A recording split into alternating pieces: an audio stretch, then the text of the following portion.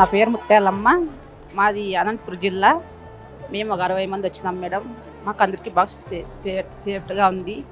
భోజనాలు అన్నీ బాగున్నాయి. ఇంకొకసారి కానీ కాదు, ఇంకా ఎన్నిసార్లు అయినా వచ్చిందన్నా మాకు బాగుంది. లక్ష్మీదేవమ్మ, పత్తికొండ, కర్నూలు జిల్లా. ఎప్పటి నుంచి వస్తున్నారమ్మా ఇక్కడికి ధ్యానం? ఈ రోజు వచ్చినాయమ్మా, 3 రోజులైంది వచ్చి. చాలా బాగుంది. చాలా బాగా చేసినారు వంటలు. చాలా కమ్మగా ఉన్నాయి. మధ్యాహ్నం అన్నప్రసాదం తీసుకున్నారా? అన్నీ తీసుకొని తిన్నాము. చాలా బాగుంది, ఎక్కడ లేదు.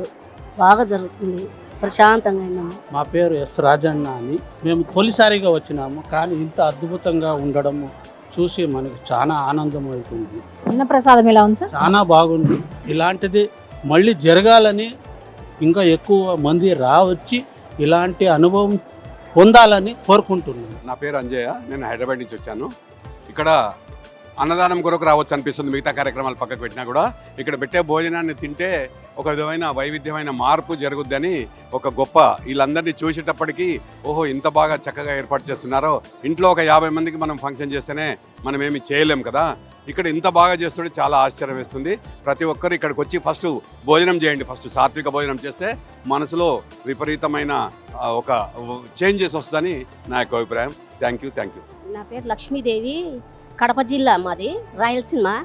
పత్రిజీ గురువుకు రాయలసీమ అంటే చాలా ఇష్టం ఆయనకు. అసలు నేను ఎవరితో చెప్పాలనో ఏమో. ఆయన కోట్ల కృతజ్ఞతలు చెప్పాలా. ఇంత అమృతం మాదిరి భోజనాలు, ఇంత జనాలు, చెప్పాలనో నాకు ఇంకా ఏమే. భోజనం చేశారమ్మా? చేసిన మా అమృతం రోజు. నేను ఇప్పుడు శనివారం వచ్చినా, ప్రతిరోజు అమృతాన్ని స్వీకరించుతున్నా నేను. చాలా సంతోషం అమ్మా. కోట్ల కృతజ్ఞత చాలా ఉంగా ఆయనకు. ఇంకా ఎక్కువే చెప్పాలమ్మా. థ్యాంక్ యూ అమ్మా. నా పేరు యుగేందర్ మేడం. వరంగల్ నుంచి వచ్చాను. నేను 5 సంవత్సరాల నుంచి వస్తున్నాను మేడం. ఇలాంటి అద్భుతమైన ఈ రుచి అనేది మన ఇంట్లో కూడా ఇన్ని రకాల వంటలు వండుకోము. చాలా అద్భుతంగా ఉంది. ఇది మీ అందరికీ ప్రమోట్ చేస్తున్నా. ఒక్కరోజైనా ఈ ధ్యాన మహాయాగానికి వచ్చి ఇక్కడి ధ్యాన ప్రసాదాన్ని అందుకొని ఈ యోగంలో పాల్గొని ప్రతి ఒక్కరు పునీతులు కావాలని నా యొక్క కోరిక. ఇక్కడ ధ్యాన ప్రసాదం అమృతంలాగా ఉంది. ప్రసాదం తిన్నట్లేదు, అమృతం తిన్నట్టుంది. ఆ రోజు దేవతలు అమృతం తాగారు, ఈ రోజు మనం దేవతల లాంటి అమృతమైన భోజనం తిన్నాము. తర్వాత మా మిసెస్ గారు 3 సంవత్సరాల నుంచి మెడిటేషన్ చేస్తాను. నేను మెడిటేషన్ కూడా చేయను. తను వచ్చి 3 రోజులు అవుతుంది. ఒక్కసారి వచ్చేళ్ళు అంటే ఈ రోజు ఇప్పుడే వచ్చాను. రాగానే అమృతం తినేసి మీ దగ్గర ఇక్కడ మాట్లాడుతున్నాను. చాలా సంతోషం సార్. Thank you. ఇక్కడ చూస్తుంటే కైలాసం ఎంత అద్భుతంగా, అక్కడికి అలాగే వెళ్ళలేం కాబట్టి ఇక్కడ కైలాసం, వైకుంఠం అన్నీ ఇక్కడే ఉన్నట్టున్నాయండి. ఆ ప్రసాదం అయితే జాన ప్రసాదం అమృతంలో ఉందండి.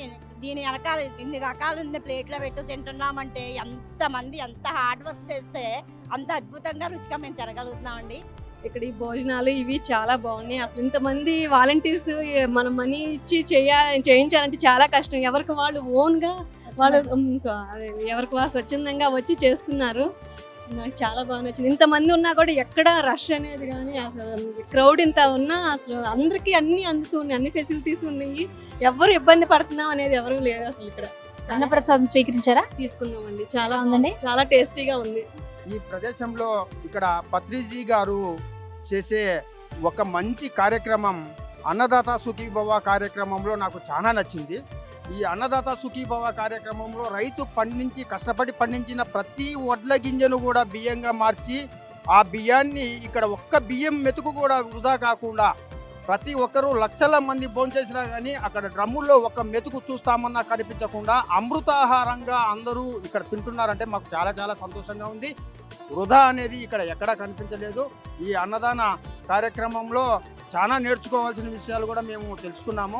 ప్రతి చోట ఇదే విధానాన్ని ఫాలో అయ్యేదానికి మేము కూడా కృషి చేద్దామని చెప్పేసి భావిస్తున్నాను. అన్నప్రసాదం తీసుకున్నారు సార్? అన్నప్రసాదం కూడా తీసుకుంటున్నాము. అంత ఫ్రీ భోజనాలు 3 times different varieties of food provide చేస్తున్నారు. ఎలా ఉన్నాయమ్మా ఇక్కడ అన్ని? ఇక్కడ అంతా బాగానే ఉంది. ఆహారం బాగుంది, మళ్ళీ వాటర్ బాగుంది, టిఫిన్ బాగుంది.